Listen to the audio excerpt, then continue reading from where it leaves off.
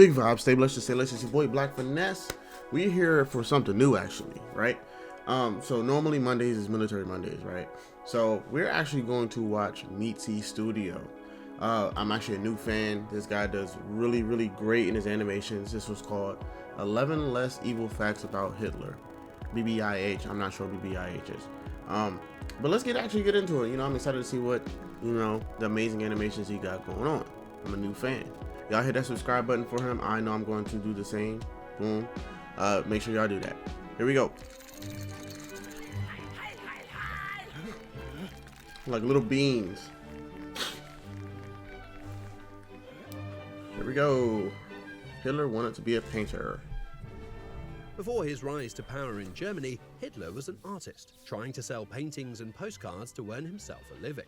He applied to be accepted by the Vienna Art Academy, but on the admissions exam he was told his work was lacking emotions and empathy for the human figures. Surely no pun intended there by the admissions board. Yikes. Hitler became very frustrated after applying and being rejected a second time, an event that probably in later life did not contribute anything good to Hitler's overall chill factor. After the war, the few remaining art pieces of Hitler sold for relatively large amounts of money. Okay. He could have exploited these late artistic successes, was it not for World War II and a bullet to the head. Bruh. Okay. Hitler was a binge watcher. Okay. I mean, yeah, I can believe that.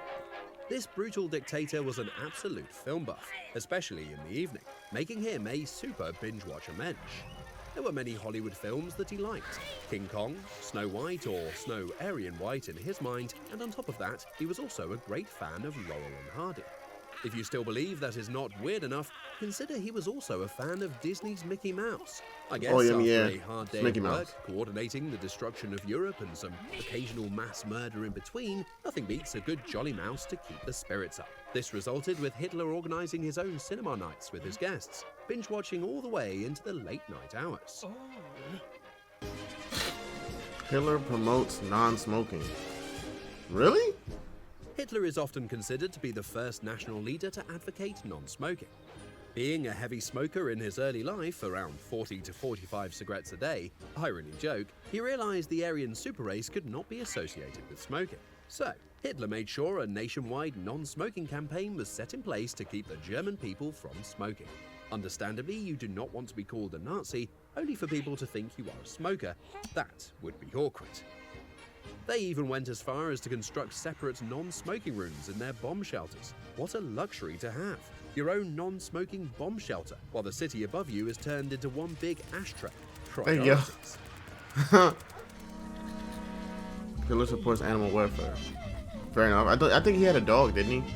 Another unexpected trait on our list is animal welfare. Hitler took a variety of measures to ensure animals were well protected. His own dog Blondie was loved. Right, okay, yeah, he had a dog. With Hitler having Blondie in his bed in the Führer bunker. Very sweet, but not sweet enough to be an episode on The Dog Whisperer. To enforce better living conditions for animals, the Nazi regime made an effort to seriously restrict the hunting on animals. They also went as far as to send people who mistreated animals to concentration camps. Wow. This was during a time where they were even specifying guidelines on how to properly transport animals, a sentence that is very hard to process considering other events unfolding during that time. Right. He liked his sweets. Fair enough. I mean, a lot of people do. Hitler liked his cakes, eclairs, and many other creamy desserts all day long. His cook made these personalized treats, decorated with swastikas, and why not? On some days, he could eat as much as 1 kilogram of chocolate pralines. I guess a diet combining sweets and prescription drugs are not going to do you a lot of good in the long run. Nevertheless, Hitler He was claimed basically sweets offing are the himself best food for the before he nerves. offed himself. Considering how the war was eventually going, it's not weird to see how he ended up eating so much of that. Yikes. During the closing stages of the war, with the Führer trapped in his underground bunker complex, one of the last things he ate before committing suicide on April the 30th, 1945, was a cake for the nerves. Heinrich ein Testicle. I think I know what that The means. River Kwai March was a popular British war song, He with was- one song variant having lyrics describing the missing, deformed and undersized testicles of the top Nazi leaders. At this point, it is safe to say that marketing the whole idea of an Aryan super race outside of Germany's borders is going to be challenging if people are singing songs about your battered ball sacks. It's a shame Britain's Got Talent was not around during that time. It would have brought us some awesome extra auditions to look at. In recent years, a medical report from Hitler's doctor confirms the rumours that the Führer was fighting a war on two fronts with just one testicle. Oh no. He was a vegetarian. Yeah, because he didn't like animals being Hitler claimed to eat murdered. healthy, but never mentioned all the sweets he ate. In hindsight, this should not really be the thing to judge him for. Near the end of his life, Hitler followed a more vegetarian diet, including a lot of greens like carrots, broccoli, tomatoes, and a lot of peas. Albert Speer noted, at the dinner table, Hitler mentioned gruesome suffering and slaughter of animals trying to dissuade his colleagues from eating meat. Again, it is hard to ignore the irony here, with Hitler lecturing people about moral standards basically on any subject whatsoever. He's a hypocrite. In his early days he did it, but then when other people do it, farted like a horse. Then all them sweets he was eating. Der Führer, meaning leader, was known also as Der Furzer, meaning farter, because of his uncontrollable gases. Hitler's personal doctor, Theodor Morell, provided the Führer Furzer with medicines to counter these problems. Hitler's vigorous speeches might have been less impressive if every other sentence was interrupted by a gassy melody. Although Hitler complimented his own doctor for the treatments, multiple counterclaims So he was were made farting the on whole the time he was quality talking? getting. Go ahead. And after many years, the farting was still there, combined with many new health problems.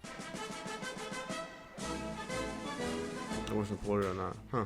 For all the criticism Hitler took over the years, it is hard to say anything good about the man without raising eyebrows. But, to be fair, in a few cases Hitler was outmatched in evilness by one certain individual. Ooh. To be a general serving under Hitler's command was actually a better position to be in than being a general Himmler? serving Stalin. You might be guessing where this is going. Oh, Stalin? Yeah, if you fucked up with Stalin breathing down your neck, you could be pretty sure to end up in a ditch with a skull looking like a bowling ball. In contrast, Hitler mostly just sacked his generals for being dumbasses, not executing them in mass numbers just to make a point. Wow. However, it did not make him Employer of the Month just yet. Ah, poor guy. His nephew joined the U.S. Army. Oh? It is safe to say Is that that rice? taking over the world was not a family-run business entirely.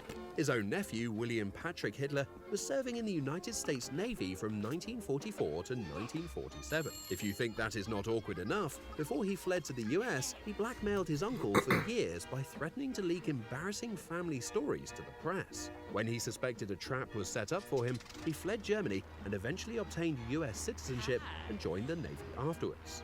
After the war, William changed his name William Patrick Hitler to William Stuart Houston, although it would have been more fitting to change it to that William who fucked with Hitler. Interesting. Hitler fixes sex dolls for his troops. I'm dead. I mean, yeah, because they There are don't see multiple women, theories so it's that the like... introduction of the sex doll has its roots going back to the Nazi era.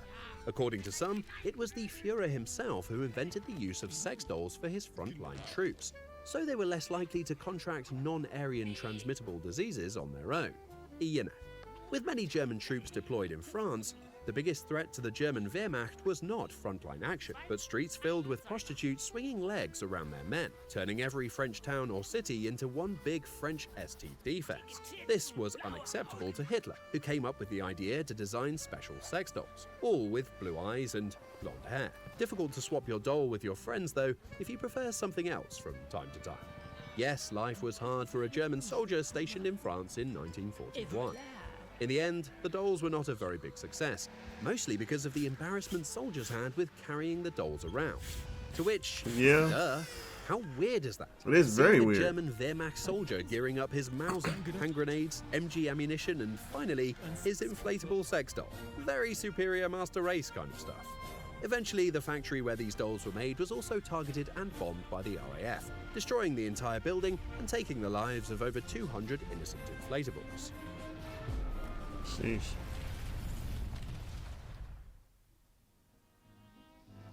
Join our community on Patreon and get your own Bad Boys in History stuff. Print your own Bad Boys in History collection. Every month, we give you 2 STL 3D print files to print your Bad Boys in History collectibles. With this tier, you will receive print files every month to print your own posters and postcards, and you will receive digital banners and wallpapers. Every hero gets a monument. Do you want to write history? If you get this tier, your name will shine in the credits of our next videos forever. You love us and we love you. Send us a donation from the home front and we create more Bad Boys in History videos.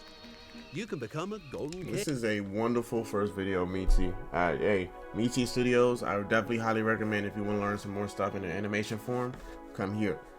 Make sure you comment, like, subscribe down below. It is your boy Black Finesse. We are out.